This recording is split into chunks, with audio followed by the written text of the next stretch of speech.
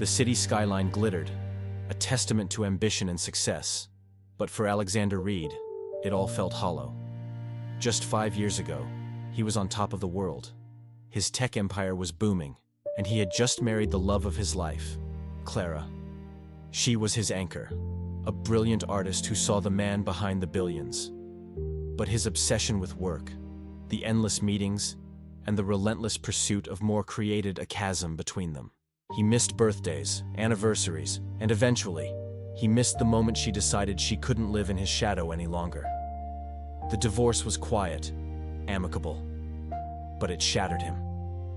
He threw himself even deeper into his work, a lonely king in a glass castle. One rainy Tuesday afternoon, escaping a stuffy boardroom, Alexander drove aimlessly. The city blurred past his window until an old-fashioned diner with a flickering neon sign caught his eye. Rosie's Eats. It was the kind of place he hadn't stepped into for decades. On a whim, he pulled over. He needed something real, something that didn't taste of corporate catering. The bell above the door chimed as he entered, a wave of warmth and the smell of coffee and fried bacon washing over him. The place was bustling, filled with the cheerful chatter of regulars. He took a seat in a worn-out vinyl booth, the nostalgia of it all a strange comfort. A waitress with her back to him was expertly balancing 3 plates on one arm. She turned, a gentle smile on her face as she set the food down for a family, and Alexander's world stopped. His heart hammered against his ribs, a frantic drumbeat in the sudden silence of his mind. It was Clara. His Clara. Her radiant smile was the same, but her artist's smock was replaced by a waitress's apron, and then he saw it. She was pregnant, her belly a gentle curve beneath the fabric. A storm of emotions crashed over him. Shock, regret, a sharp, painful longing. He wanted to run, to disappear back into his sterile, predictable world. But he couldn't move. He watched her, his breath caught in his throat. She moved with a weary grace, her hand instinctively resting on her belly. Was the child his? The timeline was a blur of grief and work, but it didn't matter. Seeing her like this, struggling, while he lived in unimaginable luxury, felt like a knife twisting in his gut. This was his fault. His ambition had led her here. Clara moved through the diner, refilling coffee cups, her smile never faltering, though he could see the exhaustion in her eyes. He watched her wince slightly as she leaned over to wipe a table. He had to do something. But what? Storming over and demanding answers would only cause a scene, and he'd already caused her enough pain. He pulled out his phone, his fingers trembling as he made a call. "Michael," he said, his voice low and urgent. "I need you to do something for me. Quietly. I need to know everything about a diner called Rosie's Eats. Ownership, finances, everything. And Michael, be discreet." He paid for a coffee he never touched and slipped out of the diner, his mind racing. The next morning, Michael's report landed in his inbox. Rosie's Eats was owned by an elderly woman named Rosie, who was on the verge of bankruptcy. The diner was her life, but mounting debts and repair costs were sinking it. Clara had been working there for 6 months, a loyal employee who often worked double shifts to help out. The report confirmed his worst fears. She was struggling, and he had been completely oblivious. That afternoon, a lawyer, a man who had never heard Alexander Reed's name, walked into Rosie's Eats. He approached Rosie with an offer. An anonymous benefactor, a former customer who cherished childhood memories of the diner, wanted to buy it. The offer was staggering, enough for Rosie to retire comfortably, and then some. The only condition was that the current staff, especially Clara, would be guaranteed their jobs with a significant raise and full health benefits. Rosie, tears of disbelief and relief streaming down her face, accepted without hesitation.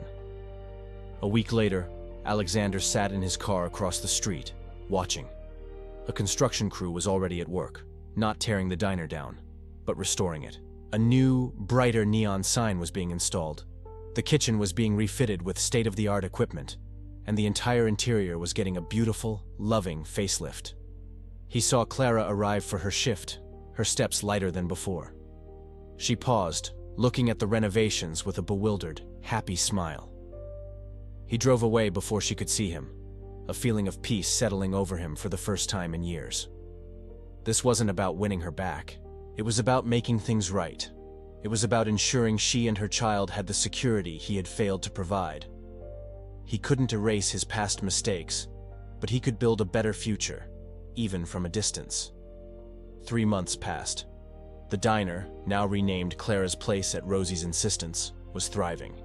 It was the talk of the town, famous for its great food and the warm atmosphere cultivated by its new manager, Clara. She had given birth to a beautiful baby girl. Alexander knew this because he couldn't stay away completely. He would sometimes park down the street, just to catch a glimpse of her happiness. He'd see her leaving the diner, holding her baby, a look of pure contentment on her face. One evening he gathered all his courage. He walked back into the diner. The bell chimed, just as it had that first day. Clara was behind the counter, rocking a bassinet gently with her foot. She looked up, and her eyes met his. There was no anger, no resentment, just surprise.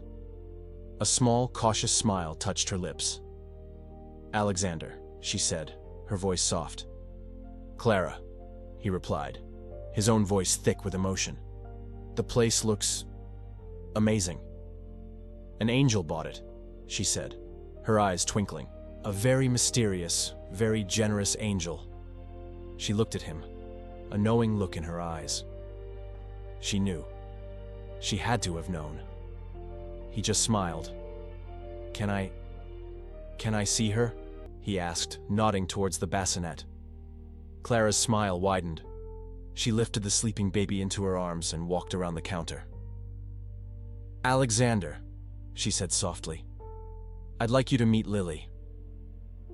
He looked down at the tiny, perfect face, and a single tear traced a path down his cheek.